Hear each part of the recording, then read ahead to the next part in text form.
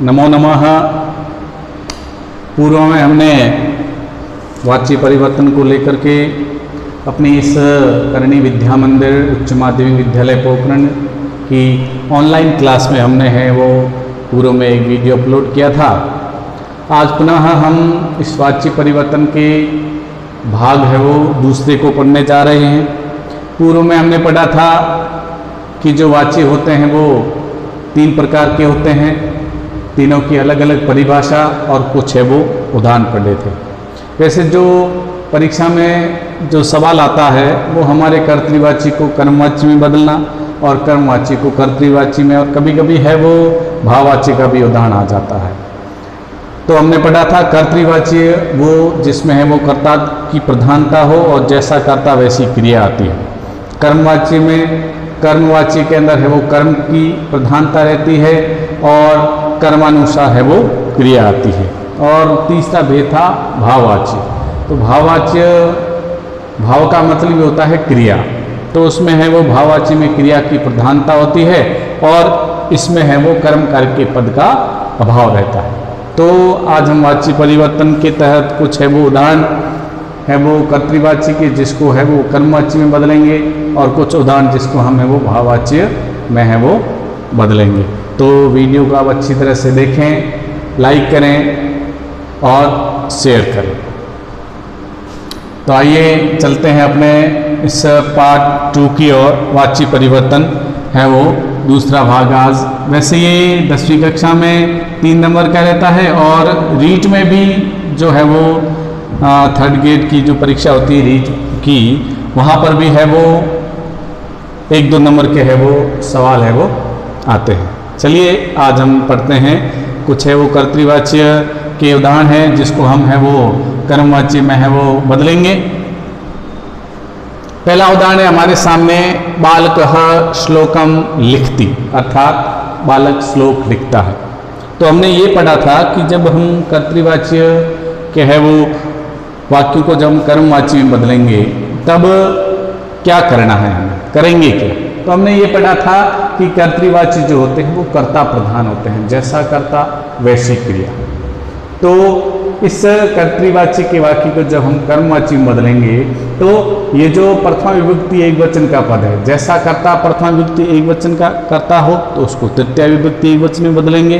कर्ता अगर प्रथमा विभक्ति द्विवचन का हो तो उसको तृतीया द्विवचन में बदलेंगे, और कर्ता अगर प्रथमा विभक्ति बहुवचन का हो तो उसको हम वो कर्मवाची में बदलेंगे, तब उस कर्ता को वो तृतीया विभक्ति के बहुवचन में बदलेंगे। दूसरा बदलाव फिर हम कर्म कारक में करते हैं। कर्म कारक का जो पद यहाँ वो द्वितीय विभक्ति में होता है, और यहाँ पर जब उसको कर्मवाची में हम बदलेंगे तो ये जो कर्म कारक का पद वो यहाँ प्रधान हो जाएगा।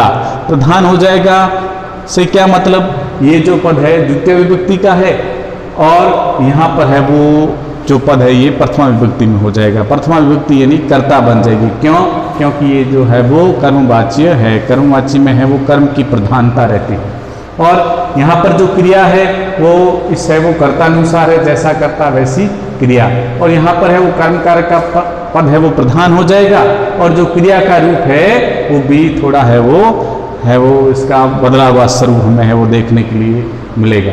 तो यहाँ पर जो क्रिया आती है वो क्रिया होती है आपके आत्मनेपदी की, और ये जो क्रिया है वो है आपके परस्मैपदी की। अंतर क्या?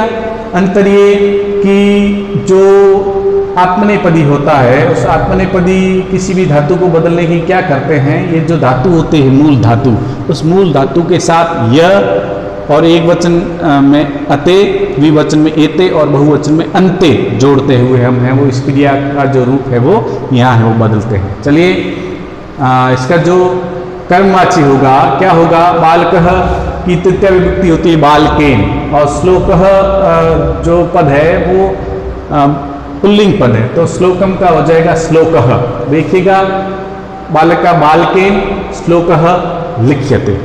इस प्रकार से वो उदाहरण आते हैं। कभी कभी वो परीक्षा में कर्मवाची का आ जाएगा, कर्मवाची का आएगा, तो उससे हम वो इस प्रकार से वो बदलेंगे। और ये उदाहरण अगर हमारे परीक्षा में है तो इसका जो बदला हुआ स्वरूप होगा वो होगा बालकेन श्लोकः लिख्यते। हमने पढ़ा था कि जो धातु होती है, धातु के साथ य के साथ एक वचन में अते, द्विवचन में एते और बहुवचन में अंते हम है वो उस धातु के साथ जोड़ते हुए उसका है वो स्वरूप हम है वो कर्मवाची में बदलते हैं।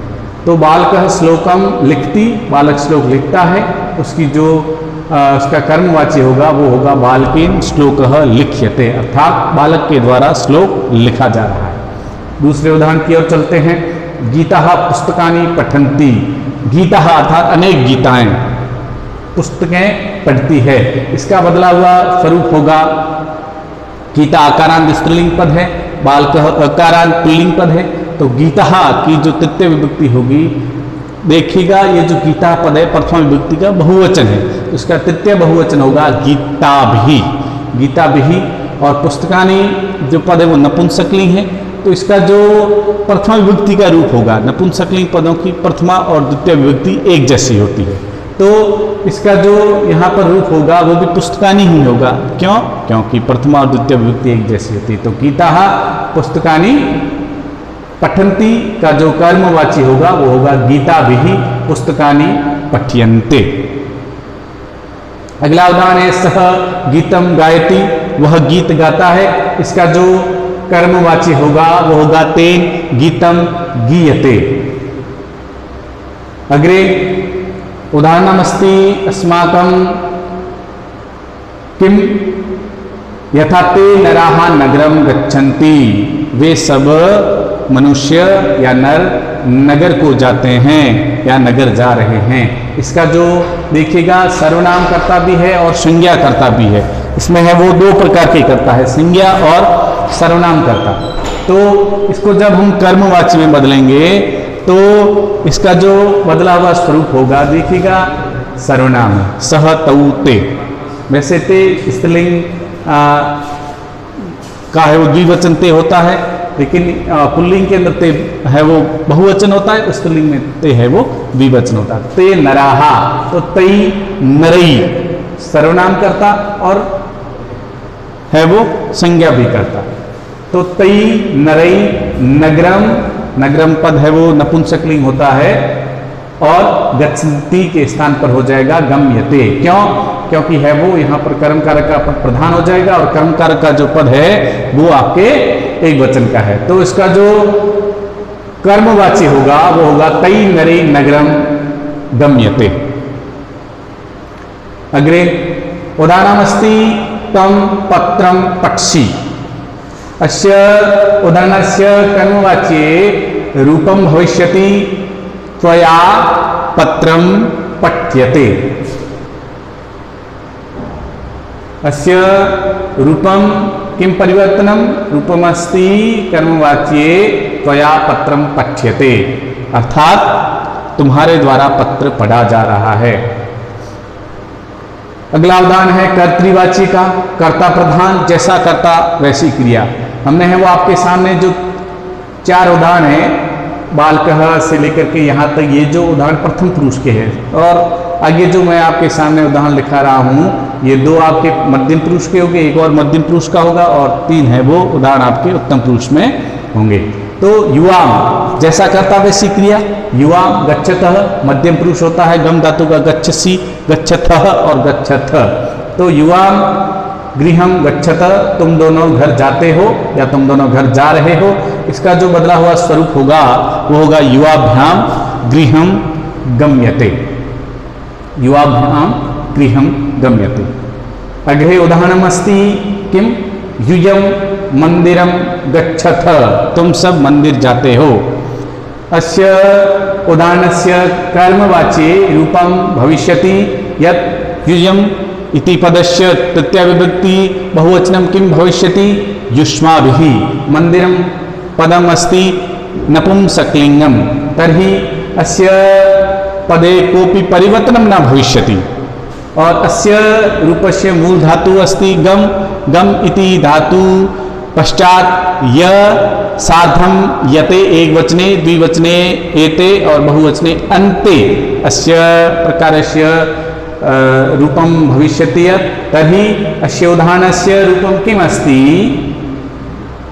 पश्यन्तु युष्माभिः मंदिरम गम्यते।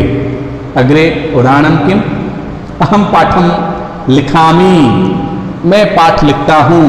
अस्य कर्मवाच्ये रूपम किम भविष्यति, अहम, अहम इति पदस्य तृतीया विभक्ति मया, पाठम इति पदः पुल्लिंग, घ प्रत्यान् पुल्लिंग पदः अस्ति, तर्हि पाठम इति पदस्य अत्र रूपम भविष्यति पाठः। लिखामि इति क्रियापदस्य रूप परिवर्तनं भविष्यति लिख्यते। तर्हि पश्यन्तु, मया पाठम, पाठम न भविष्यति, अत्र भविष्यति पाठः, मया पाठः लिख्यते।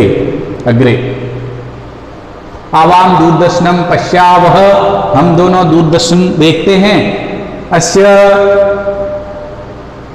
रूप परिवर्तन भविष्यति आवाभ्याम दूरदर्शनम दृश्यते।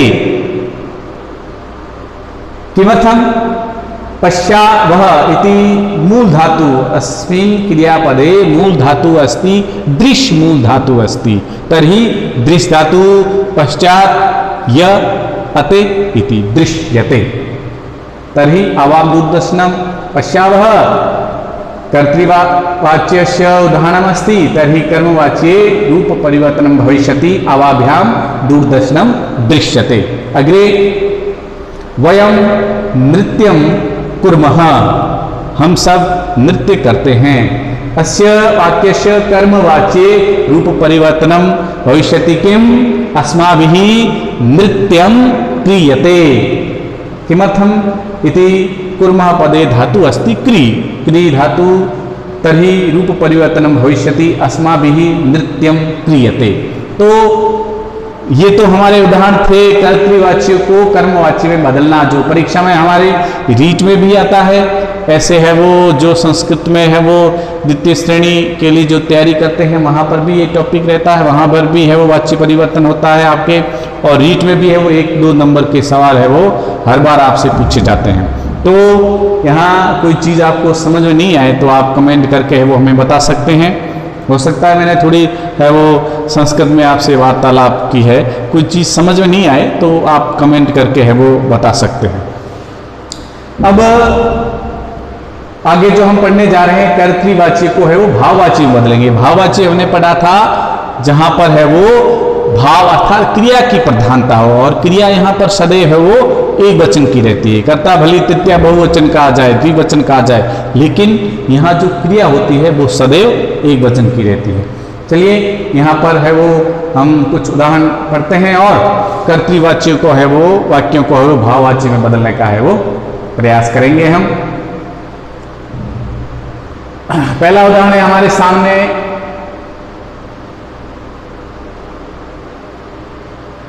यहां पर जो ये कर्तृवाची है इस है वो, वहां पर जब उदाहरण आएगा तब यहां पर ये कर्म कारक का पद है वो नहीं होगा। उदाहरण होगा बालकः लिखति, बस कर्म कारक के पद का अभाव रहेगा। अभाव रहेगा तब उस है वो कर्तृवाची को हम है वो भाववाची में बदलेंगे। ये तो मैंने थोड़ा है वो आपको समझाने की दृष्टि से साथ में है वो लिखा है, लेकिन परीक्षा में ऐसा नहीं पूछा जाता है। ये जो कर्म कारक का पद है वो इसका अभाव रहता है, ये कर्म कारक नहीं आएगा आपके परीक्षा में। बालकः लिखति, बस इतना ही लिखा हुआ रहेगा आपके सामने।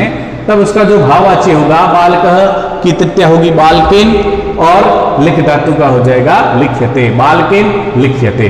अगला उदाहरण गीताः पठन्ति, वहां पर सिर्फ इतना ही आएगा गीताः पठन्ति, तो आपके हो जाएगा गीताभिः पठ्यते। देखिएगा यहाँ पर पठ्यते है ना, और वहां पर हमने कर्मवाच्य में बदला था तो पठ्यन्ते था, यहाँ पर पठ्यते है न है वो हट गया। क्यों?